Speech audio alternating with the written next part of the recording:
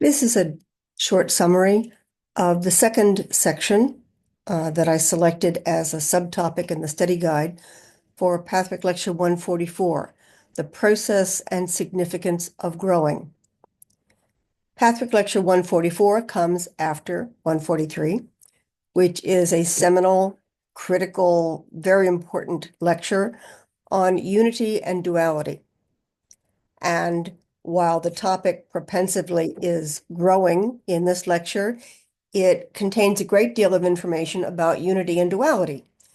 And I was personally surprised by the depth of this material. I select a lecture because I think it speaks to me, it resonates, I'm interested in it, I think I know what it's about.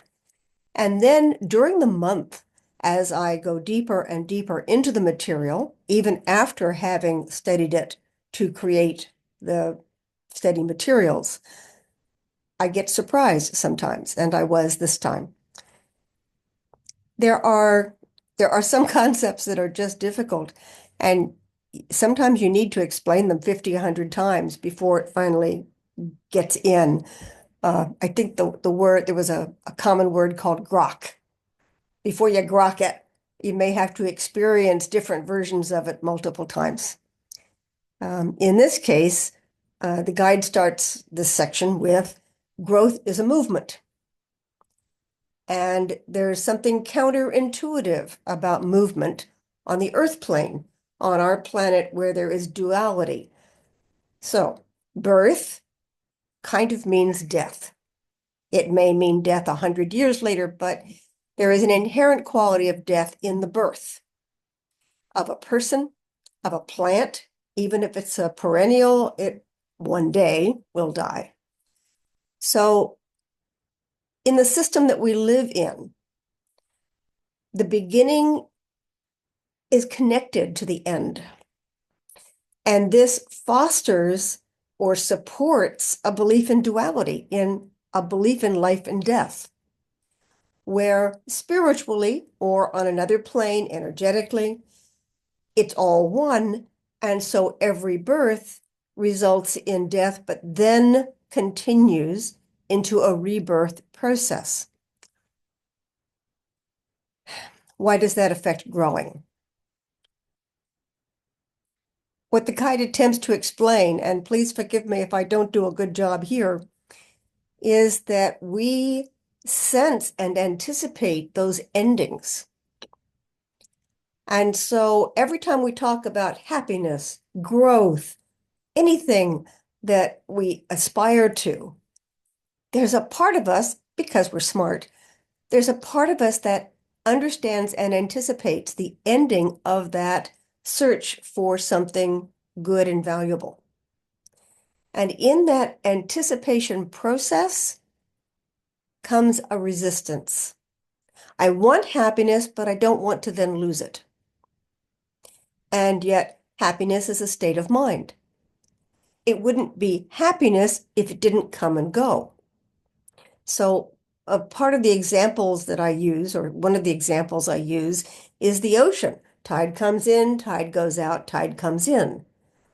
But if we don't experience that in a relatively short period of time, including our lifetimes, which are a relatively short period of time, if we don't experience that rotation, that rhythm, that cycle, it's very easy to believe that you either get happiness or you don't get happiness. You may get it and then you lose it. And then it may be difficult to reobtain. Now, just shortening that or limiting that to the concept of growth. We have resistance to growth because we know that going up means coming down and then going up again. And we look ahead and sense that and basically say, no, thank you. So this is how the guide is integrating the process and significance of growth with the previous lecture on unity and duality. Our fear, our very ability to anticipate creates a draining of energy about, well, why should I try to obtain it if I'm not going to keep it? And the other is that Oddly enough, duality itself, the opposite of duality is duality. There is the opposite is inherent in the concept of duality. So when you try to think of the unitive, it's quite radically different. The unitive is not something you try to obtain. It's not something that you have to achieve. I know that it's taught that way. You can attain enlightenment. You can attain a sense of peace.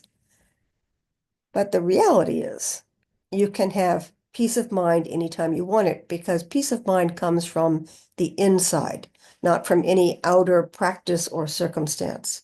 It's a choice that we make. I believe that one of the pushes, one of the efforts in pathwork in the guide's teachings is to explain to us how we create our reality, how I create my attitudes, how I create my fears, how I invite them. And I can disinvite them. I can stop having a certain attitude. But I think the price that has to be paid is I can't do that forever. It will flush back in. It will come back.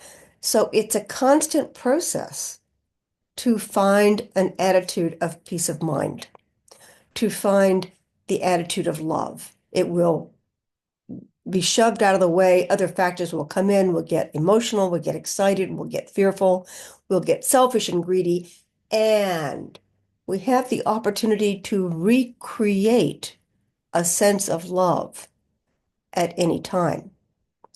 It's my experience that once you have learned how to do that at all, that then it needs to be applied by bringing that back in so that you learn to, in a tense situation or an emotional situation, take a breath and get that sense of it's going to be okay and I can do this.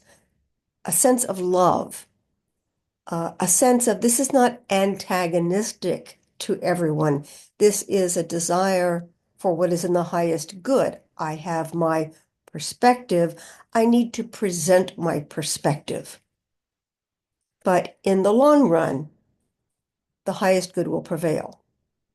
Now, that can sound naive. I'm not recommending it as a formula for waging war or leading a government. But people who feel confident in their belief system, who feel that they can tune in back to an inner knowing, tend to have more confidence in how they interpret reality, more confidence about how they may be considering others than when we're in a combative state of mind, in a dualistic win-lose, my way, your way, good-bad situation. So this is how the talk of dualistic thought processes integrates with the topic of growth. And that's in this section. Again, I thought I read it well and said, sure, okay. And then read it again this week and began to trip up in understanding the oppositional qualities. So I had to reread several times. So if that's happening to you, I share sometimes the frustration of trying to understand very difficult concepts written in language. And so again, the guide constantly reiterates, feel it. Just feel the unitive in your heart and see where different interpretations may exist, but they don't have to create a fight. And it doesn't have to be an absolute clear-cut choice. So thank you for listening. Pathfic Lecture 144. Please consider downloading it or listening to it on Gary Volbruch's iTunes podcasts.